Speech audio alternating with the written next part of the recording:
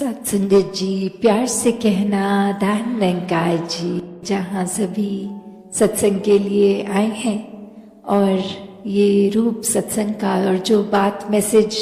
मिला, चाहे जिसने भी दिया हो, वो यही कि एक भक्ति भरा जीवन हर कोई जी सकता है, क्योंकि ये जन्म मनुष्य के शरीर में हुआ है और ये शरीर में रहते रहते इस परमात्मा को देखा जा सकता है, इसके साथ एक हो जाया सकता है। ये एकत्व, एक परमात्मा और आत्मा का मिलन, ये किया जा सकता है। और कैसे ये श्वासों ने तो एक दिन खत्म हो जाना है, तो ये जीते जी समय है जब अपने जीवन में ही इस परमात्मा को जान ले, एक हर समय भक्त बनकर इसके एहसास में हर समय अपना जीवन बिताएं और वही भक्तों का संदेश हर समय रहा हो, चाहे कोई भी युग हो, कि यही एक जीवन में आए हैं तो सबसे प्राथमिकता के ऊपर ये काम करना है। बाकी काम काज तो जीवन भर चलते ही रहते हैं, उससे भी अपने जिम्मेवारियों से भी मुंह नहीं फेरना। चाहे उम्र का जो भी पढ़ाव हो, स्टूडेंट हो तो स्टूडेंट लाइफ अच्छे से एक पढ़ाई भी करनी है, आगे काम काज या जिम्मेवारियां जैसे भी है वो करते ही जाना है, क्योंकि वो भी इस परमात्मा ने ही संसार समाज जिस तरह है बनाया है, तो इसमें रहकर भक्ति करनी है।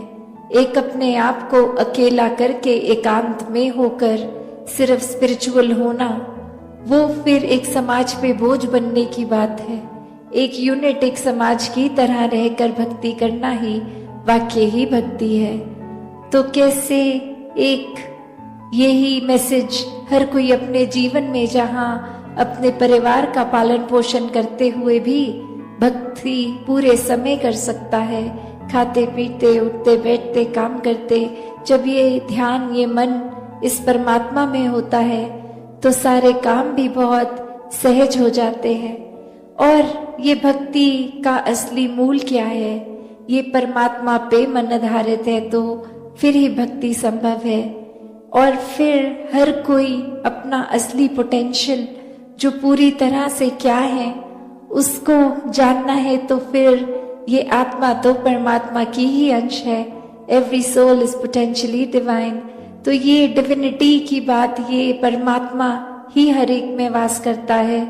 इस परमात्मा जैसा होना संभव हो जाता है इसके गुणों को अपनाया जाए जब, कि ये परमात्मा इतना विशाल है, ना शुरुआत है ना अंत है। तो हमारे मन भी इस तरह विशाल हो सकते हैं, हर एक को अपना सकते हैं। ये भेदभाव, चाहे एक ऊंच नीच, चाहे वो जन्म के आधार पे या कोई स्टेट, कोई कंट्री या किसी तरह भी, ये जो बाइफिकेशंस की हैं कि इस वजह से हमने नफरत करने के कारण ढूंढ लिए कि वो कल्चर हमसे अलग है, ये धर्म हमसे अलग है। ऐसे न जाने कितने ही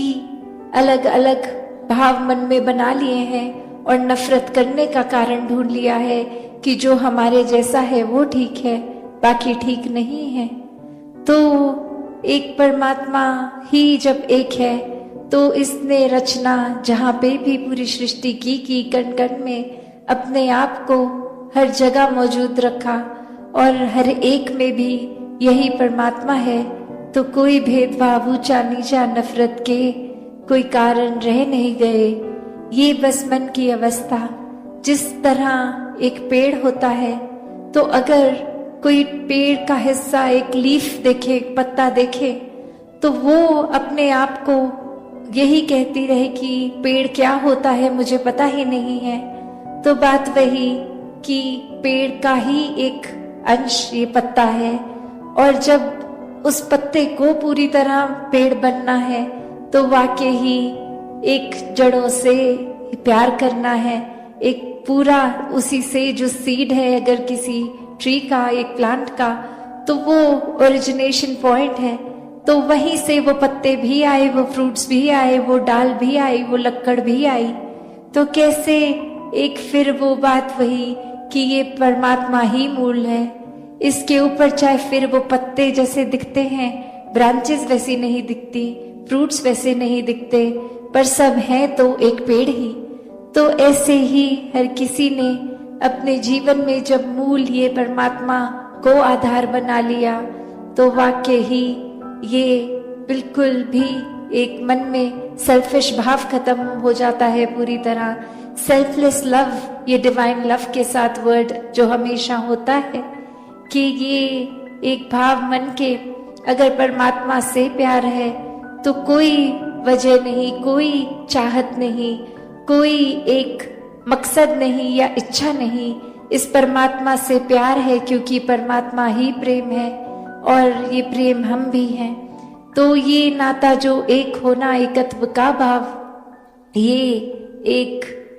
सेल्फलेस होकर प्यार होने की बात है। वरना तो एक संसार के रिश्तों में जब हम देखते हैं तो बहुत प्यार के नाम पे सेल्फिशनेस आ जाती है, कि एक ये कोएग्जिस्टेंस के नाम पर कि आज मैंने आपके पसंद का खाना बनाया है, कल आप मेरी पसंद का बनाना, आज ये आपके लिए कर दिया, कल वो आप मेरे लिए करना। इस तरह से ट्रांजैक्शनल लव नहीं, एक देने वाला प्यार ये परमात्मा के प्रति, और परमात्मा जो हर समय हर एक पे एक बराबर प्यार कर रहा है। चाहे वो एक एग्जाम्पल देखें तो सन की रेज कोई भेदभाव नहीं करती, सब पे इक्वली शाइन करती हैं। तो वैसे ही एक परमात्मा का प्यार सबके लिए बराबर। बस बात वो है कि हम परमात्मा से कितना जुड़े हैं, हम कितना प्यार कर रहे हैं। फोकस हमारा उस पे होना चाहिए कि हर समय के भक्त हैं या दिखावे के लिए कुछ घंटों के लिए या किसी का दिल रखने के लिए सत्संग आते हैं, या वाकई ही मन से जुड़े हैं। तो बात वही कि अक्सर दुनिया में एक ये संसार में आए हैं तो ब्रह्म ज्ञान लेकर इस परमात्मा को जानने के लिए आए हैं। ये मूल, ये परमात्मा तो अक्सर इंसान छोड़ देता है और बाकी डिस्ट्रैक्शंस में ही ध्यान लग जाता है। जैसे अभी भी हम इस ऑडिटोरियम में सत्संग सुन रहे हैं, पर साथ के ऑडिटोरियम की भी साउंड इंटरफेयर कर रही है, वो म्यूजिक की आवाज, वो कुछ बोलने की आवाज इस समय भी आ रही है। तो ये दिमाग बहुत इजीली डिस्ट्रैक्ट हो जाता है कि हम यहाँ आए हैं सत्संग के लिए, पर ध्यान हमारा साथ वाले ऑडिटोरियम के सॉन्ग्स में है। तो फिर बात वही कि ये परमात्मा, ये मूल, ये जीवन में प्राप्त करना था, पर ये दुनिया अभी माया में ही हम उलझ के रह गए। और ऐसा ही एक उदाहरण कि एक इंसान ने एक बस में एक वॉलेट मिलता है किसी को, और वो जोर से अनाउंसमेंट करता है कि ये किसी का ऐसा कुछ खोया है वॉलेट जिसमें बहुत सारे पैसे हैं। तो हर कोई कहता है कि हाँ, हमारा वॉलेट खो गया। तो वो इस वजह से कहते हैं क्योंकि वो अनाउंसमेंट में कहा था कि वॉलेट में बहुत सारे पैसे हैं। तो आगे वो इंसान कहता है, तो जिस वॉलेट में बहुत सारे पैसे थे वो खाली होकर मिला है, पैसे तो नहीं है, ये अब किसका है? तो कोई भी लेने को राजी नहीं है, क्योंकि सबका लालच वो कि चाहे पैसे हमारे हैं नहीं, पर वॉलेट मिल जाएगा तो पैसे भी मिल जाएंगे। तो बात वही कि मूल रूप में तो वो वॉलेट ही था,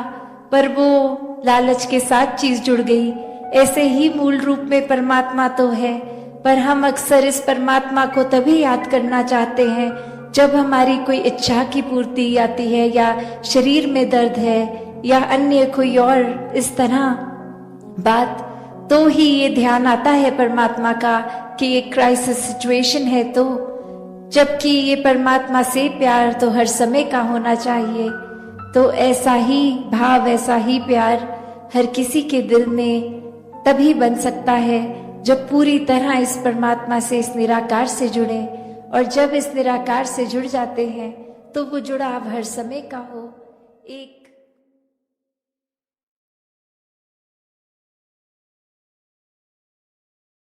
वो फीकी सी एक उसके साथ महसूसियत होने लगती है, और कैसे फिर मन ये डगमगाने लगता है, सोच विचार हावी हो जाते हैं। फिर मन में वो चैन और सुकून का भाव कहीं ना कहीं खो जाता है। तो ये निराकार पे जब भी अपने मन को केंद्रित जो भी करता है, तो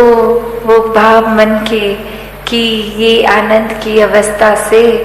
मन विभोर, तो कैसे एक अपने जीवन में हमें हमेशा इस निराकार के ही एक सोच, इसी के ऊपर आधारित, मन के भाव इसी पे आधारित, और दिल से फिर ये जो प्यार पूरे संसार के लिए एक संत जनों की शिक्षाओं पे आधारित जीवन बनाकर जिया जाए। वरना तो संसार में आज हम देखते हैं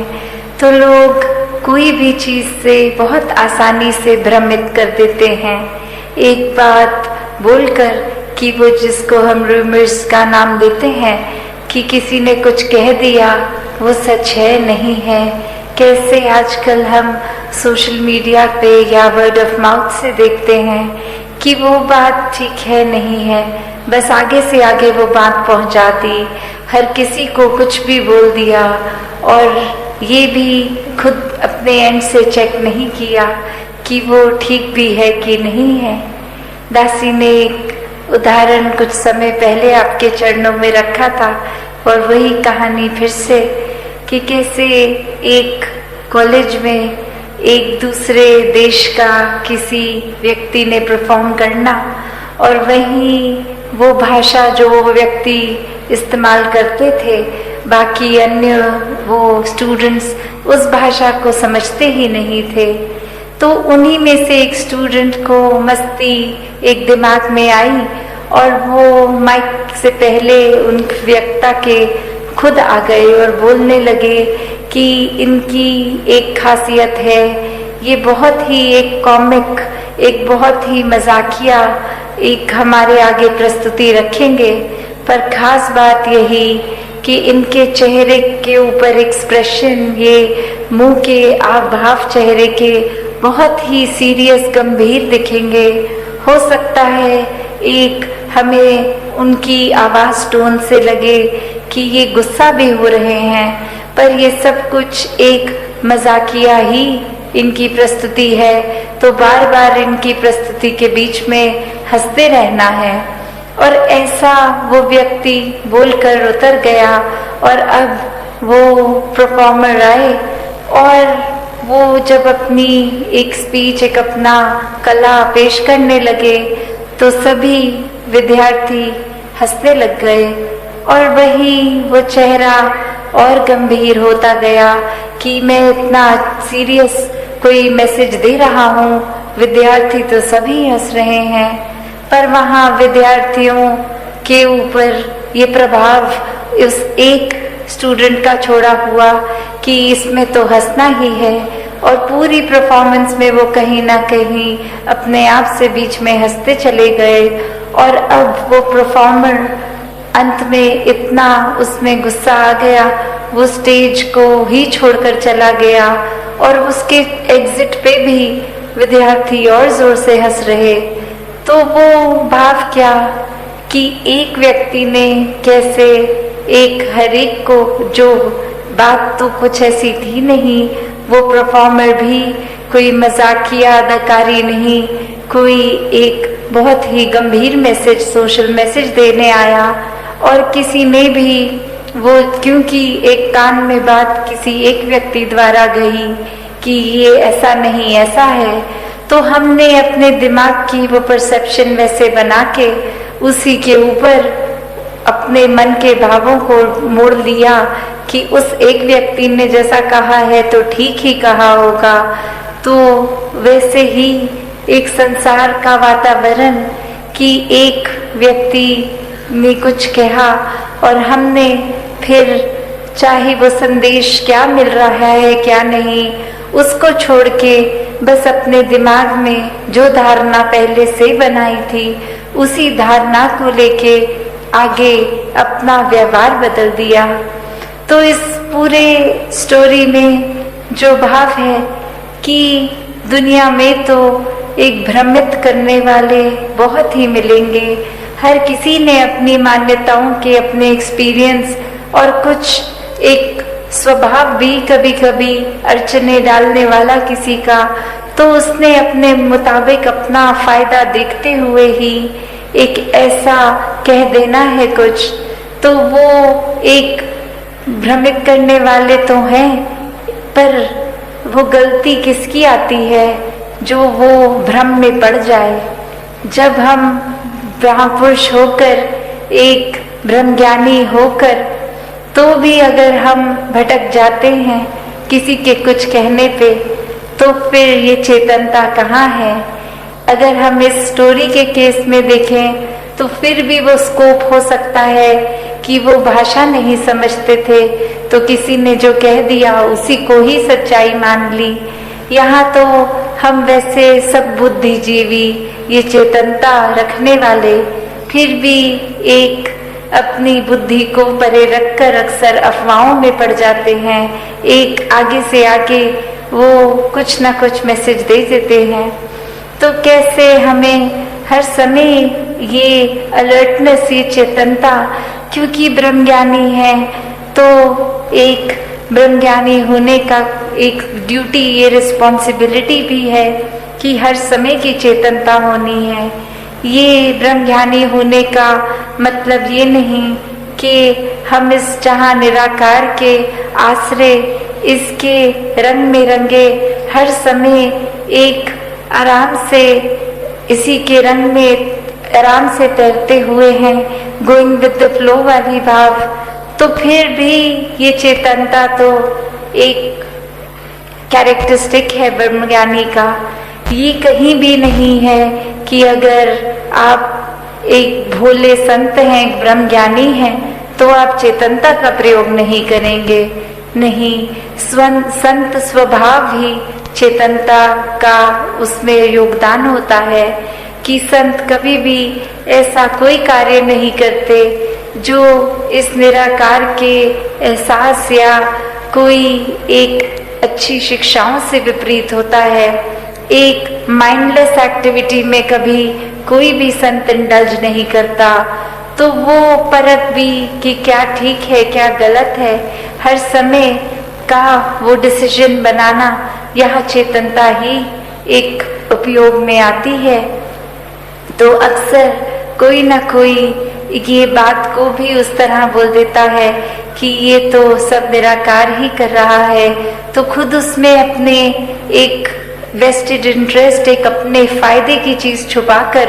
एक उस तरह जैसे मुहावरा यूज होता है कि किसी के कंधे पे बंदूक लगा दी तो बात वही, फायदा हमारा, और बात को उस तरह मोड़ दिया कि हमारा इसमें कोई फायदा नहीं, ये तो बस निराकार करता जा रहा है। तो हमेशा ये एक चेतनता का प्रयोग संतों ने हमेशा से जहाँ किया भी है और उनके जीवन से भी झलकता है। जहाँ ये आनंद लेना है, इस निराकार की मस्ती में चूर रहना है, वहाँ हर समय एक अलर्टनेस की भी बात है कि कहीं कोई ऐसी चीज तो नहीं हो रही जो हमसे हमारे नुकसान और किसी और के नुकसान के लिए हो रही है, या फिर अक्सर कोई ऐसी बात कि अगर हमारा भी कोई फायदा उठा रहा है तो उसमें भी चेतनता का ही प्रयोग होता है। तो एक वही बात कि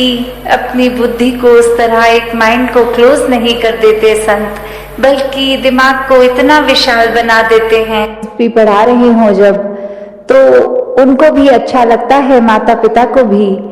तो वो विद्यार्थी अक्सर कोई भी मोटिवेशन को बना के अगर देखे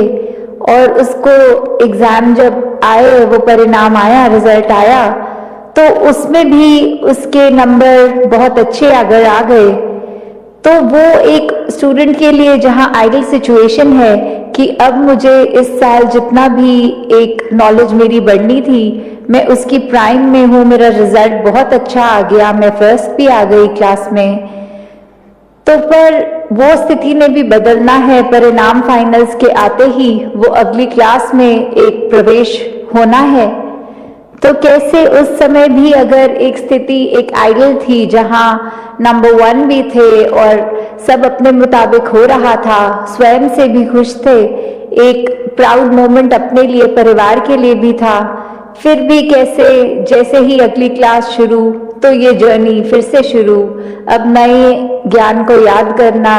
नई नॉलेज देखते हुए फिर उसी की ओर कि कैसे साल के एंड में एक अपनी परफॉर्मेंस को कायम रखते हुए, तो कैसे एक सिचुएशन जो आइडल है और उसमें से बेस्ट रिजल्ट भी मिला है तो भी उसने चेंज हो ही जानी है। तो इसी के साथ अगर हम ये देखें कि हमारे जीवन में हमने पहले कोई भी सिचुएशन को देखता तो कैसे एक उदाहरण एक वृक्ष का लें, पेड़ का लें, कि कैसे उसमें फल भी आते हैं अपने सीजन के हिसाब से, उससे पहले फूल आते हैं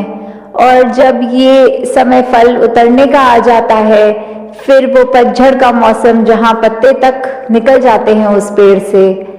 तो कैसे वो एक सीजनल एक मौसम के हिसाब